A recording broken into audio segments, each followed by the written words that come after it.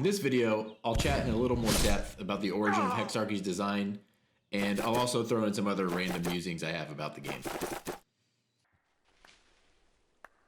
Growing up in the 90s, I've been playing the Civ games since I was a kid.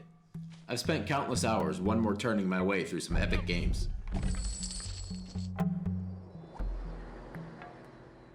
I love the Civ games, especially Civ 4, but there's always been some things I've wanted from a Civ game that they haven't offered. One is that despite several attempts to play with friends and family, the time commitment and inconsistent pacing has always made multiplayer impractical for us. It is from their foes, not their friends, that cities learn the lesson of building high walls. Another is that many times I'd feel like the late game would get tedious. The game's outcome would already be determined, but you'd stick with it because of the many hours you'd already invested in the game.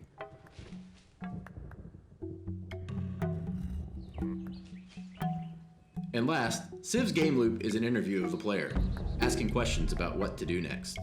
This may be the most obvious way to make a game that is a series of interesting decisions, but I've always felt something more active would broaden the appeal of the genre. Nature herself has imprinted on the minds of all the idea of God. Something perhaps like playing cards in a game like Hearthstone.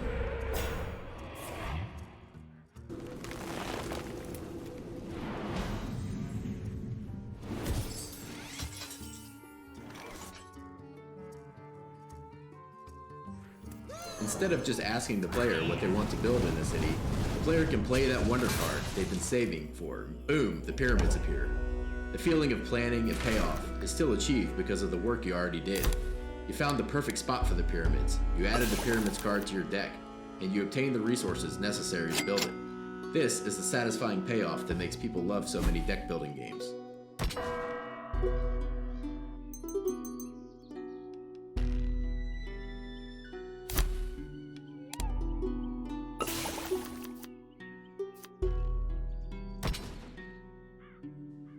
Card mechanics also allow us to maintain a steady pacing in the game. You can hold a fixed number of cards in your hand at a time, so your choices are not overwhelming, even if you have 10 cities. And because late game cards are way more expensive than early game cards, you're not playing 10 times as many cards when you have 10 times the production.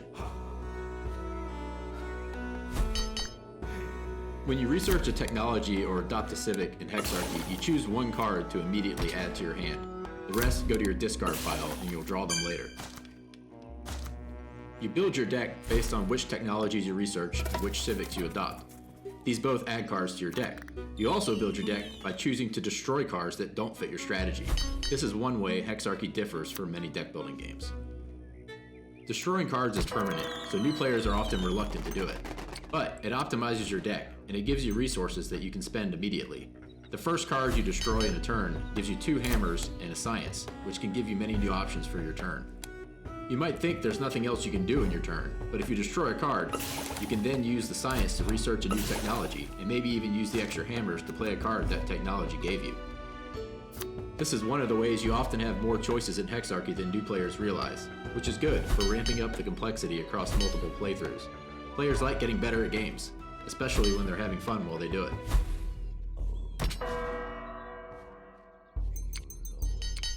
Here's another example. Say you're Persia. There's a tile with horses near your capital, just outside your territory, and you see that there's flat, clear terrain between you and China's capital. You know that Horsemen can move 6 tiles in a single turn on flat, open terrain. You play the Agriculture Tech card to add the Pasture Improvement and the Horseback Riding Tech card to your deck. You use Persia's Satrap ability to claim the horse tile. You build a pasture on the tile to start collecting horses, and then later research horseback riding to add the Horseman unit card and Mobilize ability card to your deck.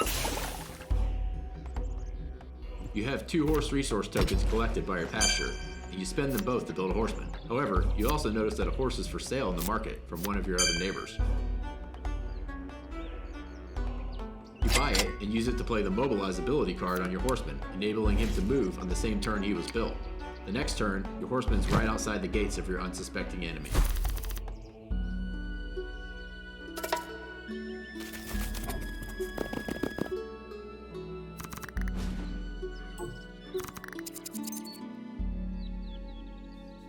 And now, a couple of thoughts on where we'd like to improve the current game.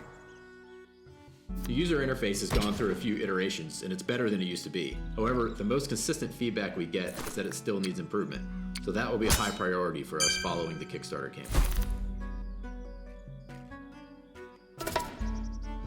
Also, we'd like to further improve the experience for new players, who are sometimes still confused by some of the game systems. The current tutorial is neat in that it teaches the game while also being a replayable version of the game itself. However, our plan is to break it into several smaller scenarios that teach a specific aspect of the game. We want to maximize accessibility as much as possible without compromising any depth. One last thought for this video. Hexarchy is a challenging game.